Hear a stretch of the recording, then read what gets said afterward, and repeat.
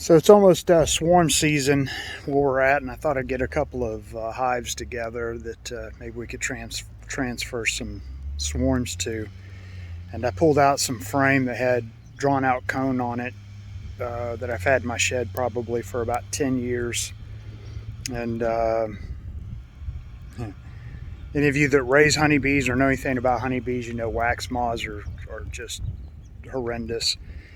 Let's see, I didn't think about videotaping this until I was about halfway through cleaning them, so I thought maybe I would try to share this with you just to show you what wax moth larvae look like. I've burnt most of them, but I'll just see if I can share this with you. So, got a little fire going here. I like doing this out in the sand because I got a whole bunch of little ant piles. We're at the ant farm. I got a whole bunch of little ant piles, and if any larvae get away, I know the ants will take care of them. But this is kind of what you're looking at here. Some of them are really tiny. I don't know if you can get a good see that very well or not. They just turn drawn out cone into this just mess. This stuff that's like almost like a web type material. Let's see if we can turn some of this over. I don't know if there's many larvae left in here. I've had them sitting by the fire for a few minutes. I just build a little fire out here in the sand, take them out here and scrape them off is what I'm doing. But some of these larvae, this one I had sitting by the fire just a second ago. So you can see most of them on here are dead, but not all. There's still some crawling around, and it's amazing the different stages that they're at, because some of these larvae are just so tiny, and then some of them are a little bit bigger.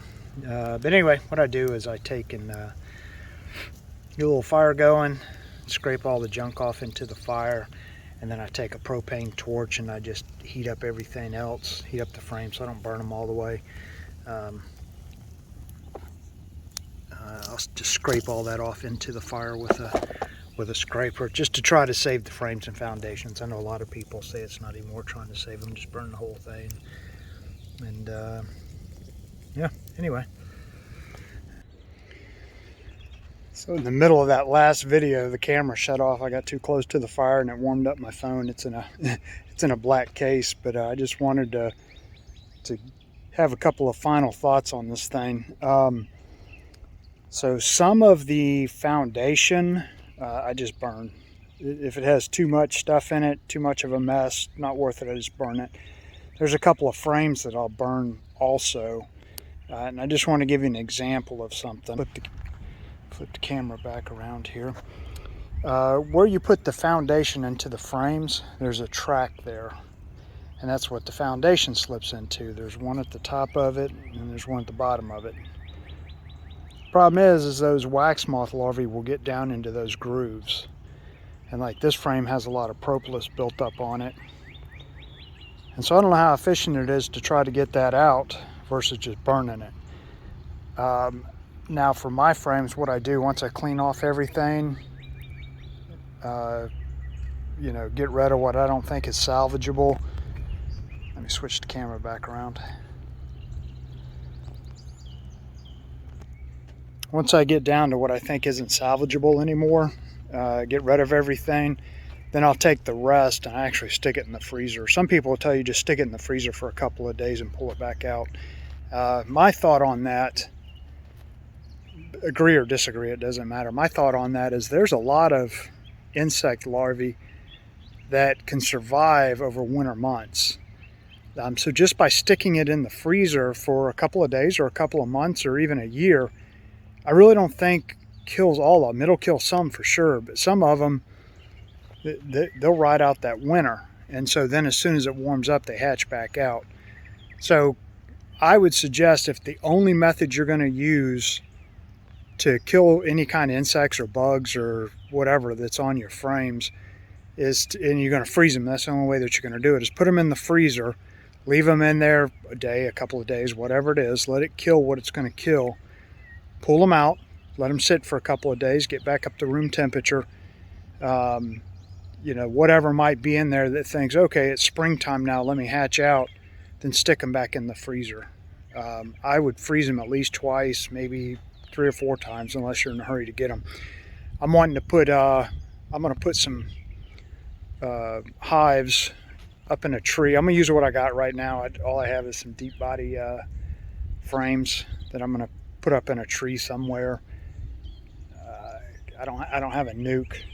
I don't have a nuke right now that I could, but I'm going to try to put them up in a tree and try to catch a swarm that way, and we'll see what happens. Just kind of experimenting, see what we can do. So anyway, it's Charles with Stokes Mosquito and Outdoor Pest Control. I'm South Carolina certified beekeeper.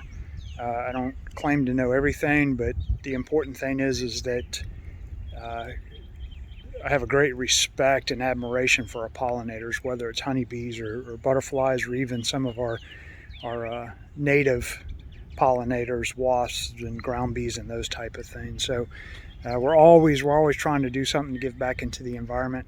If we're able, if I catch extra swarms, I'll probably just give them away to some local beekeepers.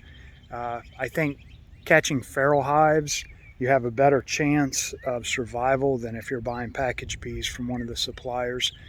Even though a lot of the suppliers are in the southeast, Georgia, Florida, South Carolina, I think you have a better opportunity starting a new colony with a hive, a feral swarm, a feral hive, feral colony, because they've picked up some of the traits for the local area. So anyway, we'll see what happens. Hopefully we can get some honeybees going back again.